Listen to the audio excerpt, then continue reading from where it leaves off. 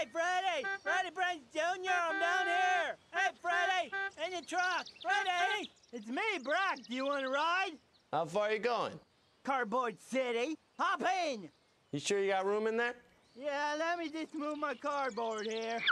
Freddie, you know, since we're driving down Highway 40 in my big old pickup truck, I think we should sing a song called I'm Driving Down Highway 40 in my big old pickup truck. What do you think about that?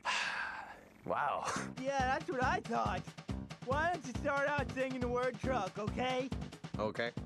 I'm driving down Highway 40 in my big old pickup. Truck? 1940. I'm driving down Highway 40. in my big old pickup. Truck. Now old. I'm driving down Highway 40.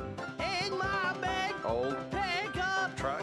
Now everything. I'm driving down Highway 40 in my big old pickup truck. They sing like girls. I'm driving down Highway 40 in my big old pickup truck. Now like fishies.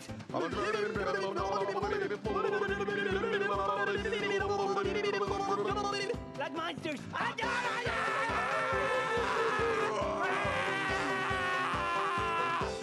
Biggies.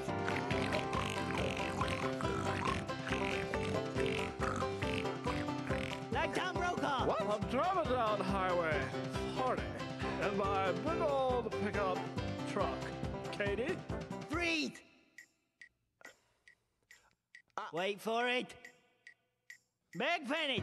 I'm driving down Highway 40 in my big old pickup truck.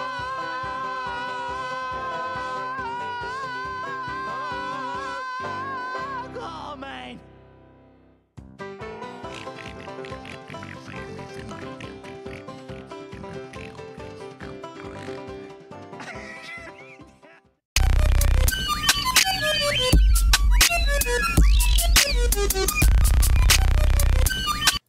Hi guys, it's Miss Meyer with another episode of the Miss Meyer Show. So what we're doing today is we're continuing on with Chapter 7, and we're going to be on Chapter 7, Lesson 2, A Nation at War.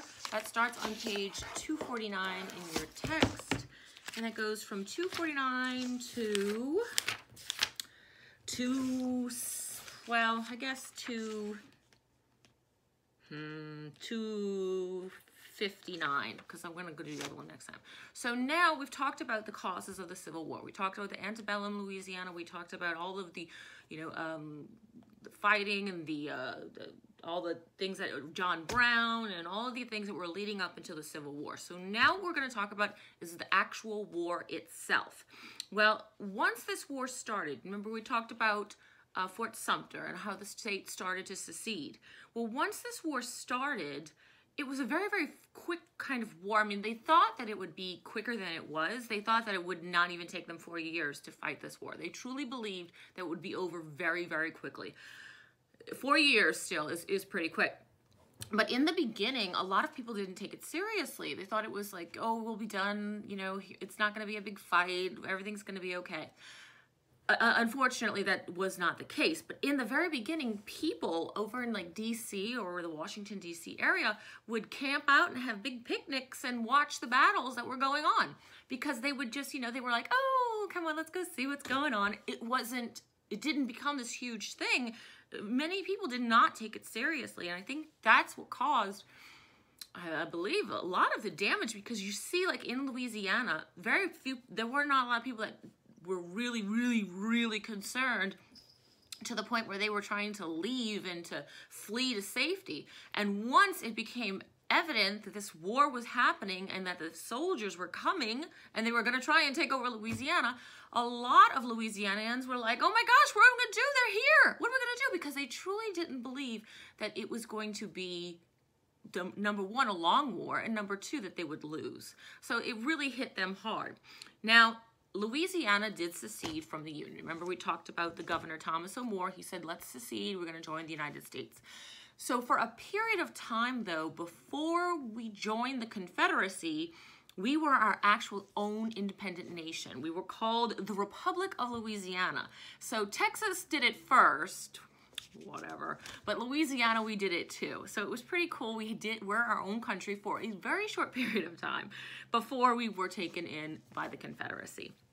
Well, one of the first things that we did once we did secede from the Union was the Louisiana, the Louisiana state militia, the people that were, not necessarily, I guess, soldiers of the United States, these were militiamen. They went and they seized all federal property that belonged to the United States. They took it over. They went and they grabbed all the guns, all the cannons, all the armory, anything they could find that belonged to the United States, they took. And they said, okay, now it's ours. It's part of the Confederacy. It's part of Louisiana. So they did all of that. They put two huge, I guess they really focused on two huge areas. And that was Baton Rouge and New Orleans. Because these were your huge areas where they had a lot of commerce, a lot of supplies, a lot of armory, because these were giant areas in the state. So the Confederacy forms, and it's got all these different states that join together to create their own country. Now the Union, which is the United States, says, no, we're not going to do that. We're not going to allow this to happen. We're going to not allow you to do this. And so the Southerners over in the Confederate States of America said, well, if you try to make us join the United States and join back with you, we're going to fight you. We're going to tell you that we don't want to do that. Hence, the Civil War begins.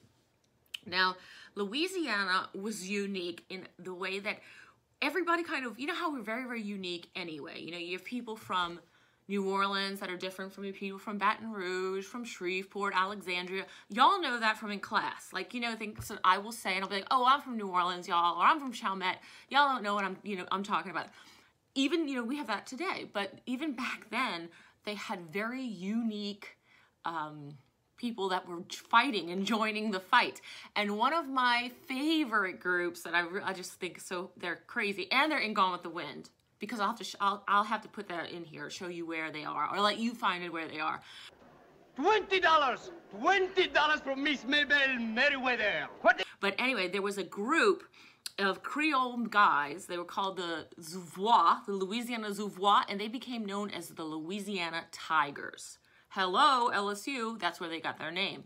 These men were notorious. They were famous all throughout the Confederacy for their just running into battle, into not really thinking, and just being like, let's get up! And they were just unbelievable. And they were called the Louisiana Tigers. That's how we got the Louisiana Tigers. But they're really, I like those. They're, like I said, they're in Gone with the Wind. I'll just show you those. And so all of these groups, they kind of formed little groups, rather than forming like the one Confederate army like all the other states were.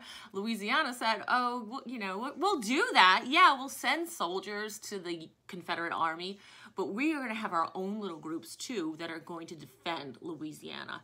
And they were, some of them, these are just the ones that are in your book. The Louisiana Tigers, like I just said, the Crescent City Rifles, the Donaldsonville Cannoneers, the Point Coupé Artillery, the Bienville Guards, the Red River Sharpshooters. I mean, these were all like groups of people. I told you I was still getting over my cold. I live sick. For real. Anyway, so that's why I have the glasses on. Can't even put my contacts in. I'm like, scratch my face off. So these are all groups that were there to defend Louisiana, New Orleans, and I guess this lower part of the Mississippi River. This was the reason why. The Mississippi River, just like in the beginning, just like how France and Spain and England, they all wanted the Mississippi, the mouth of the Mississippi, because they wanted control over the Mississippi River.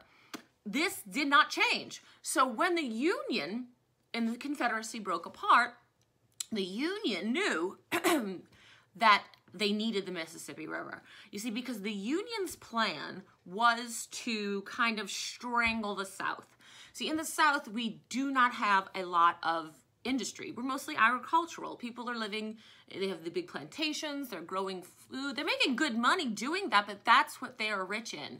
They do not have a lot of industry. If they want industry, they've got to go up north or they've got to trade with Europe. So the Union's strategy was to kind of circle all this land like a big snake. That's why they call it the Anaconda Plan. and basically strangle the South so that they really had nothing. They could not get any supplies. They could not get weapons. They couldn't get, you know, ammunition. They couldn't get boats. They couldn't do it. All they had was food and cotton and things like that, which is obviously not going to help you win a war. You know, cotton is just not. So that was the plan, and they called that the Anaconda Plan, like a big snake, you know, because the anaconda, they kill you by squeezing you, okay? So the Union, that's their strategy, is to really, like, squeeze the South. Well, the South, where they lacked, I guess, in resources, they made up with the soldiers and the people, because they I have to say, like, the Confederacy was really just constantly, you know, they didn't back down. It was one thing. I mean, they were constantly getting bombarded. They were outnumbered. They didn't have the supplies. They didn't have the reinforcements. And they were constantly getting hit up, but they never, I mean, eventually they did lose, but they had so much resilience. And I mean, the Union would send all they got, and the Confederates would just stand, you know, until it was too late. I mean, it was just outrageous, amazing to me to learn that. Now, if you want to learn more about the Civil War, you know, if you're like your crazy teacher here, and there's so much that you can learn, really. There's a great documentary about it. It's on Netflix, I believe. It's either on Netflix or Amazon. It's by Ken Burns. It's called The Civil War. Phenomenal. It goes into really big detail. So anyway, so the Southerners, Louisiana and other places, the big cities. But remember, Louisiana, New Orleans was a jewel, basically, in the Confederacy's crown because of all the money that it made, and that it led all the way up to the Mississippi River. So it was huge to keep that. So Louisiana and the Confederacy started looking over to Europe for support, and going up to England and going to France and saying, can we count on your support? You know, can you help us, you know, win this war? And, you know, we'll do stuff, we'll work together with you. Well, England is like, oh, really? You want to come in and get our help? Gee, you fought with us twice already. Now, granted, it was England that started it, but they had beaten England twice already. So England's like, I'll be glad to watch you implode upon yourself. They saw all this infighting going on in America, and they were like, ha ha ha, I'm not getting involved. Ain't no flies on me. That's what my friend would say. But they were like, oh, no way. You know, you got your, look what you did. You think I'm going to come over there and help you? Absolutely not. I'm going to stand right here and get a front row seat and watch you guys destroy each other.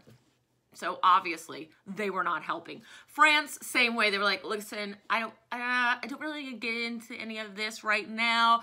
No, sorry. I'm just not. Sorry. They just were not going to get involved. Spain didn't even have any, really, I mean, they couldn't contribute much at all, even if they did. So the South now was without support. They no longer had northern support from the northern United States, well, of course, and they didn't have support from Europe. So they were really all on their own. And I believe that, I think about 2 years into the war, or maybe almost 3, that the South kind of knew that it was just a matter of time before they lost, because they had no way to get reinforcements.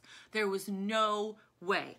The only thing they could do at that point would be to defend, just stand and try to defend until the last possible second. Now, actually, one of the first places to kind of say, you know, hey, get out, we're joining the Confederacy, we don't want any kind of Union interference, they took over places, was New Orleans. And they were one of the first places to be recaptured by the Union. A little over 1 year after the war had begun, the Union had recaptured the city of New Orleans. New Orleans was, and I contribute that to a bunch of things. Number one, I think it's because we, you know, just the type of people that we are in New Orleans. You know, it's not necessarily that they were fighters, because they're not. They were like, oh, whatever, you know, whatever. They didn't take it seriously. They didn't have adequate defenses, really. I mean, they had a good bit, but nowhere near enough. Not enough to secure a port city as important as New Orleans was. So it was pretty easy for the Union to take back New Orleans. And when they did, and this is the craziest thing, they knew that in order to maintain control, someone would have to be ruling and governing in New Orleans, because the people of New Orleans, like I said, there were never the good old days. It was always something like that. The people of New Orleans were notorious for not following the rules and to kind of acting on impulse and just doing whatever they wanted. So the union said, we've got to send somebody here to keep these people under control, because these people can go, you know, they can go crazy. So we need someone to make sure these people don't do something crazy. So they send this guy, and his name is Benjamin Butler. And he goes over and takes control of New Orleans, kicks out the mayor and says, I'm in control now. Well, obviously, the people of New Orleans don't like him. And hello, what did they do to Ula? They're kind of like, you know, they just didn't like this guy. And they thought that they were going to insult him. And unfortunately, they thought it would be funny to insult him. However, Butler did not see it that way.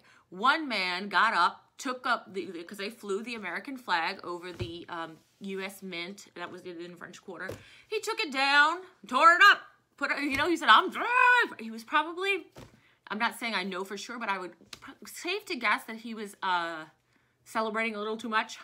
You know what I mean? So, but I don't know. I'm just assuming that. But anyway, while the people of New Orleans were like laughing about it and like, oh, you're so crazy, blah, blah. Butler was so mad, he went and had the guy hanged in front of all these people.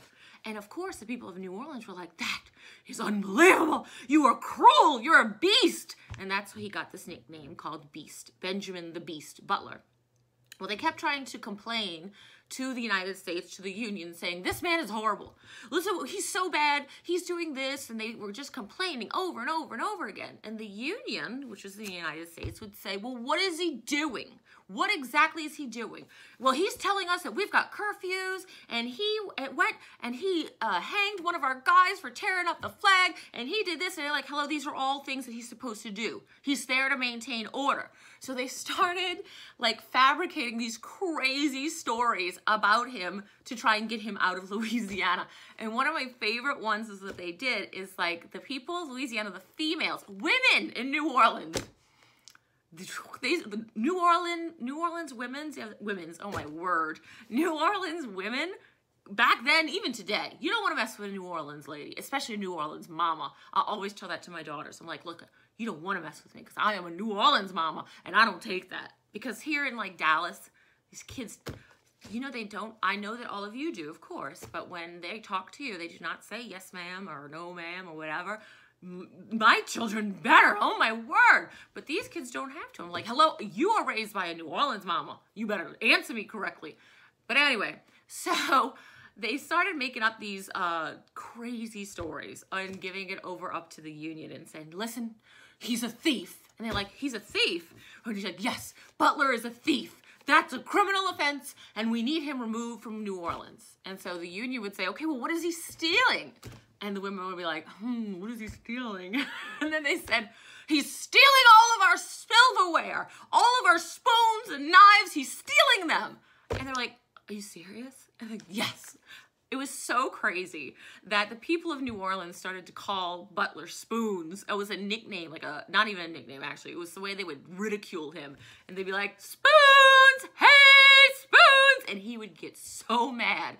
He knew it was the women who were doing this. Then the women started spitting on the Union soldiers. They started throwing things at them. They would put like, fill their baskets full of like nasty stuff and throw it in the rooms with them. If they saw them coming around and like walking, they would dump their chamber pots over their heads. So like if you're in the quarter and say that you're looking down and here coming across is a Union soldier, they would take their chamber pots, which were their toilets, truly toilets, and they would just jump them out all on them. Well, the soldiers went up to Butler and they said, these crazy women, I mean, they are just insane. What are we going to do? We need to get these people under control.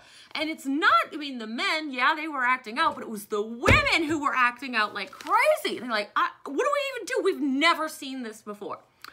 So Butler goes and he announces the Women's Order. Now, you know, Louisiana, of course, we're Southern. Now, like Texas is not Southern. In my mind, Texas is Texas. A wonderful state. proud to be an adoptive Texan. However, Louisiana is part of the South. Texas is Texas. So this is how I view this. So he goes up and he issues this women's order. And he tells the women and the men and whomever else is in New Orleans and says, if you ladies continue to act in such an unladylike manner, we're going to treat you like like we would treat women who are not ladies. Well, women who are not ladies were prostitutes at this time. And so basically Butler was telling the women of Louisiana, if you don't stop doing this, if you continue to do this, we are not going to respect you. And we're going to treat you as though you were nothing more than a prostitute. Well, oh my goodness, it gave them the vapors and they couldn't handle it. They were like, how could you possibly do that? Even today, I'm 30, I'm pushing 38 years old. But if something happens or my husband doesn't hold the door open for me, I'm like, why didn't you just hold the door open for me? Or, things like, we're ladies, you'll give up your seat or excuse me or things like that. We still expect that, or I do expect that. And I know a lot of people do, but to say to a group of New Orleans women that they were going to treat you in a way that was just so horribly just repulsive, they straightened them out. So he didn't have to go and like hang any women or do anything crazy or just that. All he had to say was, keep doing this and we're going to treat you like you're not even a lady. And the women were like, but I am a lady, and that's just how it went. Eventually, Butler is gone. They let him go. But he did do some good for New Orleans. Because New Orleans was so laissez-faire, and like I said, it's always been like that, we did have a lot of problems with irrigation, with trash. It was a really dirty place. There was not a lot of sanitation. People were getting sick because it wasn't very clean. So he put all of that and fixed those things. But eventually he was gone, and Louisiana was saying, New Orleans was like, goodbye, okay? That's how it was. Now, they have some other campaigns in Louisiana, because just because New Orleans had been recaptured by the Union did not mean that other places in Louisiana were captured. Baton Rouge was a really big holdout. The Union had not captured Baton Rouge. They had New Orleans, but they had not gone up for Baton Rouge. Also, they wanted places in like Port Hudson and places near Mississippi-Louisiana border that they were not able to take over. So just because they had New Orleans did not mean they had all of Louisiana. They just had that city. Well, there was continual fighting until they were able to capture all of Louisiana. They were able to, eventually, but like I said, it wasn't without a fight. These Louisiana soldiers, the Louisiana Tigers, the Confederate soldiers really did a good job of trying to maintain that they would not give up Louisiana without a fight. And they went down in the blaze of glory. Now, one of the things that really, really, really, really hurt Louisiana and a lot of the South was what happened to the Louisiana agriculture. Now, we in the South, like I had said, were agricultural. Louisiana grew a ton of cotton and sugar and rice. These were big, giant staples. And throughout all the fighting, because it was happening down here in the South, the majority of it, pretty much all of it, well, a couple of little battles up in the very little north, but most of it was down the South. Huge plantations were being destroyed. Fields were just being burned and decimated. All of the warehouses in New Orleans, where they were doing most of the commerce and the trading, they weren't growing the crops, but they were doing the selling and, the exports and imports. Once the New Orleans people saw that the Union was coming and was going to take over New Orleans, they burned all their stuff rather than let the Union get it. So one of the biggest things, despite that amount of men that died in the Civil War, was what happened to the agriculture in Louisiana, because it was completely destroyed. Louisiana was almost totally destroyed. Almost totally destroyed. The one place that was not completely decimated was New Orleans. That was the one place. I'm telling you, New Orleans survives everything. Katrina, New Orleans, you survived. It's just like it survived everything. But all these other places, Shreveport, Baton Rouge, Acadiana parishes, the parishes along the Red River, the parishes over in the Mississippi, North Shore, they were all just ridiculously, they were just completely decimated. The people were, the way of life, the entire way of life was just gone, completely gone. And so once the Union forces captured Vicksburg, they captured Port Hudson, they captured New Orleans, they captured Baton Rouge, they were able to they were able to complete their Anaconda Plan, to basically just strangle the South, because they just did a whole loop. And it has a picture of it on 250. It's kind of hard to see in my book, but do you see? That's exactly what they did. And once they had Vicksburg, Port Hudson, New Orleans, Shreveport, Baton Rouge, they were able to do that. Well, once that had happened, the general for the South, Robert E. Lee, he decided that that's it. It's over. There was no way. There was no way that the South could win. They were not getting any help or any support from other countries. They did not have they didn't have the ammunition. They didn't have the guns. The soldiers didn't have food. They didn't have clothes. A lot of them were dying from diseases. They were surviving by eating rats and their own dead horses, because they were strangled. So eventually, Robert E. Lee, in 1865, he went and surrendered to General Grant at Appomattox Courthouse. The war was over. And so when the war was over, it was devastating. What was the South? The South was destroyed, okay? It was like, because all the fighting was here in the South. That's where it was. I mean, it was just unbelievable. Not only did all the crops and the agriculture and all that end, but the whole plantation way of life was over. So now you had families that for generations upon generations had, made their living on agricultural plantation crops and things like that. It's gone. Families lost everything in these years. They lost everything. There was nothing. I mean, they were struggling to survive. And so, like, at the onset of the Civil War, Louisiana made was one of the richest places to be in the South, okay? One of the richest places in the South. At the end, we were the lowest, because all of our money was really tied up in agriculture. Especially, that's where Louisiana made their money. And so we were left from, we used to be one of the richest states in the South to being the poorest state in the South. Now, the numbers of people that died in the Civil War are crazy. They're crazy, especially considering the time period. This war, the Civil War, was where the war that the most Americans died in was the Civil War. That's a trick question. Sometimes people try to get you. And it's because both sides were Americans. So the most Americans died in the American Civil War. We lost, in 4 years, 620,000 people had died. 14,000 of them were Louisianians. Okay, it was just a ridiculous thing. Now, the North, they lost more people than we did, but I mean, we still lost a ridiculous. The North lost 350,000 people. We lost 225,000 people. And, it was just devastation. I mean, it was carnage because everyone was an American.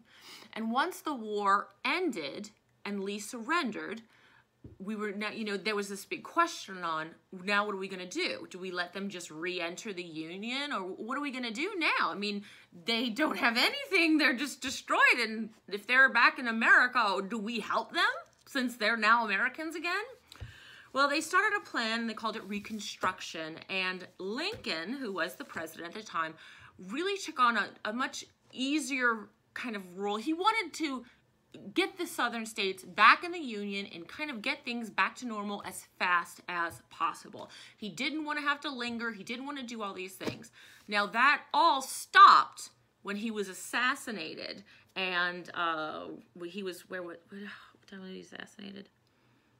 Where did I have it? I had it right here. He was assassinated on April 15th. And Andrew Johnson took over as president.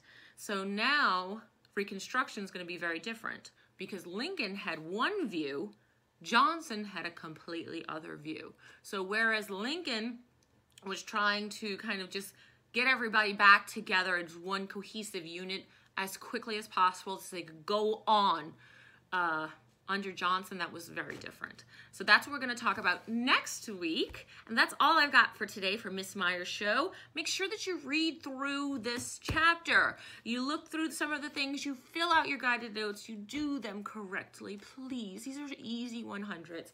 And that you put in the code word, which is right here, in the code word quiz. Listen to this Miss Meyer show, come to class, and you will be totally prepared for anything because you guys are just awesome. So I will see you next week, guys. Bye.